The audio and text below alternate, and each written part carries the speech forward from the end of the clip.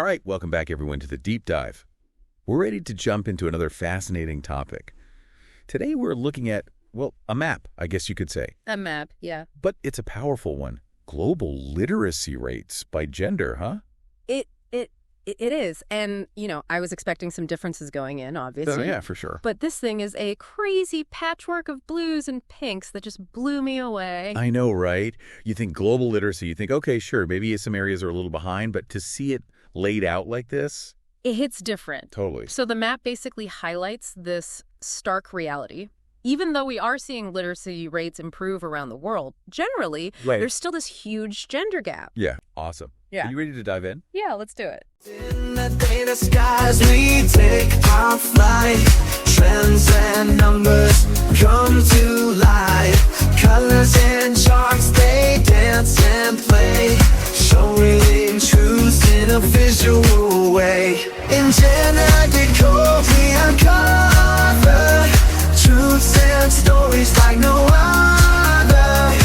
In the data waves we find the secret maps of humankind.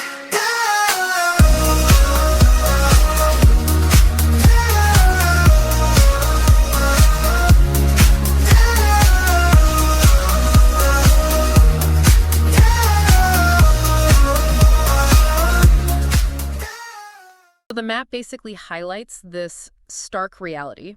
Even though we are seeing literacy rates improve around the world, generally, there's still this huge gender gap. Yeah, okay, so let's break it down. We've got blues, we've got pinks. What are we actually looking at here? All right, so the blue signifies areas where men have a much higher literacy rate than women. Gotcha. And then pink, those are the spots where women are actually ahead.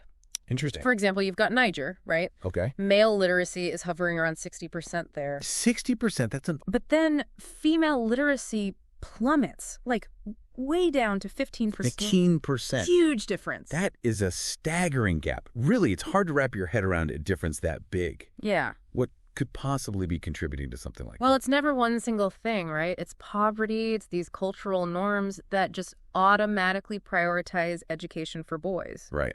Lack of schools, access. Sure. All of these factors are at play. And the source material we're looking at, they mention how in a lot of these blue zones, girls are expected to stay home. They help with chores or they're getting married off early. So their educational opportunities are just severely limited.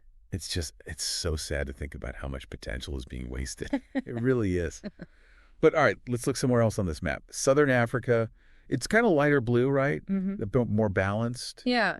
So we've seen some progress there. What's going on? I'd say so, yeah. You take a country like South Africa, they've rolled out some really great initiatives like the Girls Education Challenge. That program has really made a difference in getting more girls into school. That's fantastic. Yeah, they're absolutely moving in the right direction.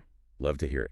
Yeah. Love to hear it. But then there are those pink areas, right? I mean, female literacy being higher than male literacy, it's unexpected. Totally. What's the story there?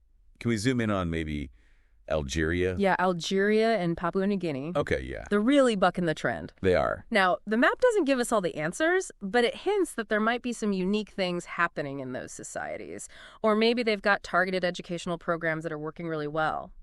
Algeria, for instance, they've made some serious strides in making education more accessible for women. Okay, yeah. That's got to be a big factor in that higher literacy rate. That makes sense. It makes me think of when I was in Nepal, I visited this rural village a few years back, and it was striking. The number of young girls, not only in school, but just so eager to learn. Wow. It was a powerful reminder of how transformative education can be, especially when everyone has that opportunity. Absolutely. Education is key to empowering people, and it really strengthens those communities. Totally agree. So it's really crucial to figure out why those pink zones are doing so well. What strategies are they using that the rest of the world could learn from? Exactly, yeah. We've seen the scope of this gender gap in literacy and how complicated the causes are. Right. So what can we as individuals even do with this knowledge? Well, step one is awareness, right? And I mean, that's what we're doing right here. We're talking about it. But then we've got to move to action. We can support those amazing organizations working to promote girls' education globally. We can push for policy changes and even just challenge those harmful cultural norms that limit girls. Right. Every little bit helps. Couldn't agree more. Couldn't agree more. So as we wrap up this deep dive today, I want to leave everyone with this question. Knowing what we now know about the global literacy gender gap, What action are you going to take? How are you going to use this knowledge to make the world a more equitable place? It's a question worth sitting with, and I encourage you to keep learning, keep exploring this issue. Thanks for joining us for another deep dive. thanks everyone. See you next time. See you later. Bye. Bye.